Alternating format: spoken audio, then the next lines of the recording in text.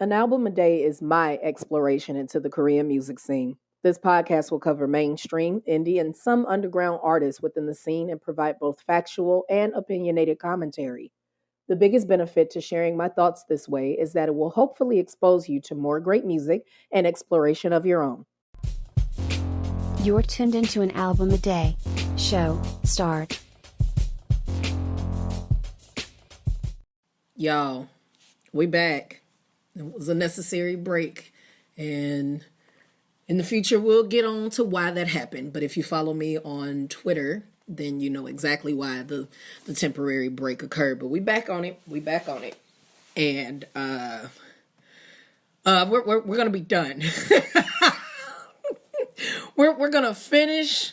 We're gonna finish now. You about to hear all kinds of sounds and whatnot because I made my mind up. I had another recording of this, and I was like, no, we're not gonna front. Like, we're not gonna give the people what they didn't show up for, which is inauthentic. Actually, like, I gotta be real with y'all about 2MB and why we're closing things up now. Do you know the first album that I talked about with you all from this lovely duo? Lord, that scared me half to death. Just plugged in my mouse. The first album that I talked about with you all from this lovely duo had me in a state of just perpetual misery. And then I went looking for the second album, and I had a little bit of difficulty finding it beyond YouTube to listen to in sequential order. And what's available on Spotify is what you could presume to be their greatest hits. And then it got to a point for me where there is such a small difference from the first album to the second and the third. There's no what's the word? There's no flex. Oh, there's no flex. I can't believe I just said oop out of nowhere.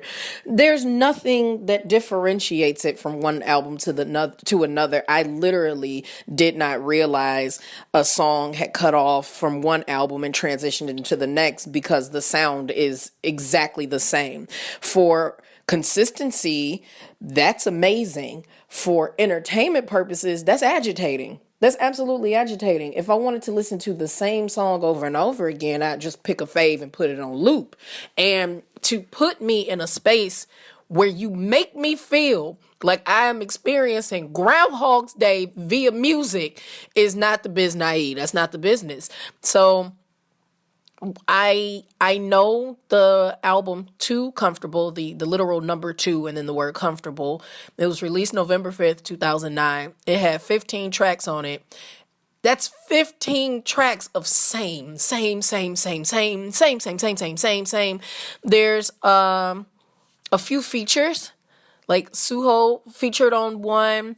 They had a feature with Geo from M Black. If you're unaware of who that is, that breaks my heart. But there were a few features on that, and then you have the best album called Old Memory, which was released April 19th, 2016, and that's the one that is decently available via Spotify. And for those of you who keep up with the An Album a Day playlist on Spotify, then there will be some songs featured from that. That album had 10 tracks on it. But ultimately, like, it was a repeat of the things from the previous two and then some things that were featured on some OSTs.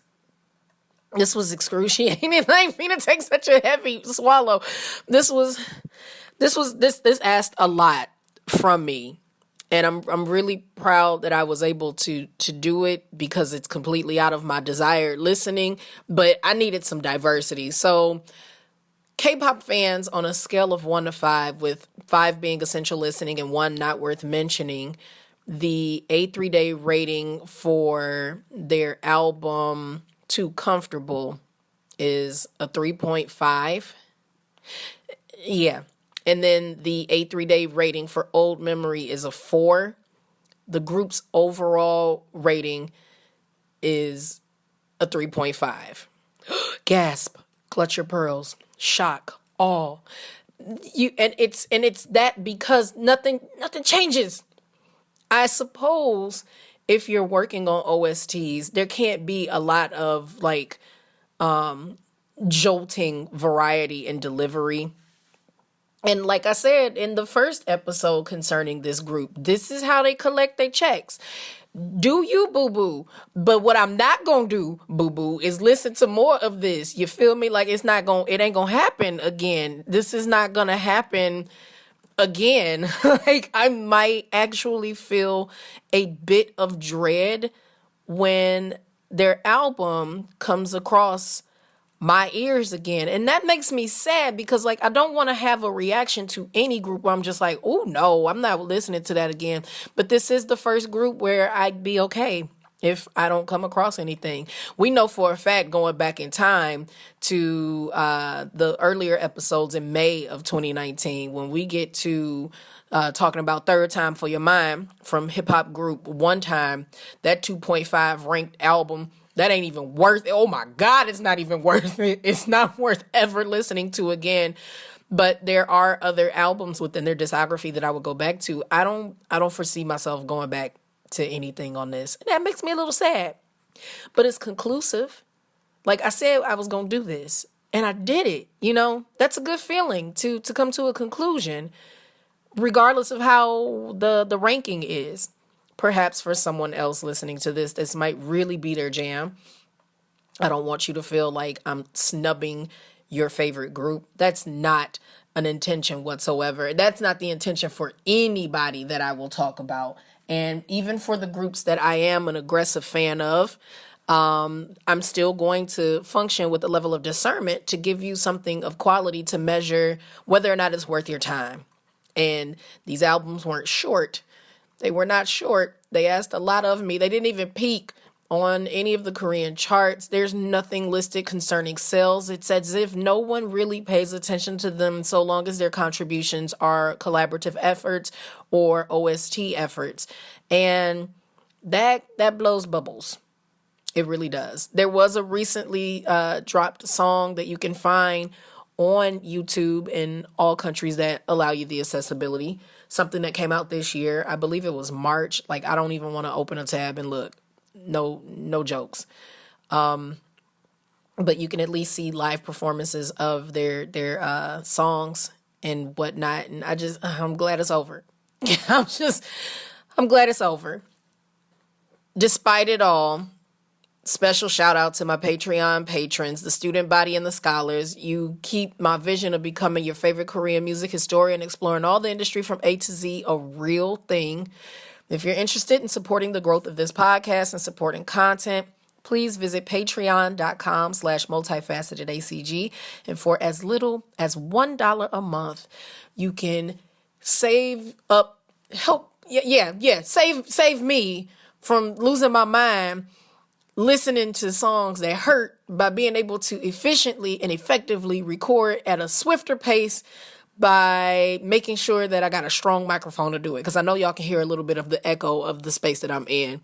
I don't know what my little $1 a month you can pitch will be for next episode. I got to think about it.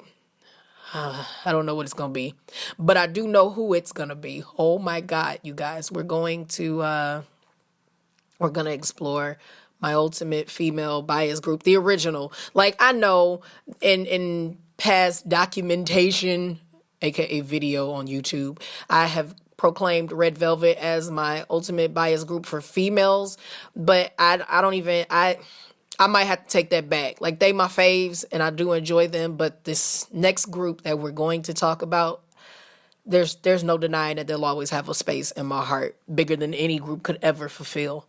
So tomorrow we move on to 21. Oh my God, I got teary-eyed just saying it. Oh, it's going to be a blast because I've not listened to their full discography since the group disbanded. It hurt too much. So you all are going to journey down that path of severe, insane emotions with me, and I hope you enjoy it. I'll catch you in the next episode. Bye, y'all.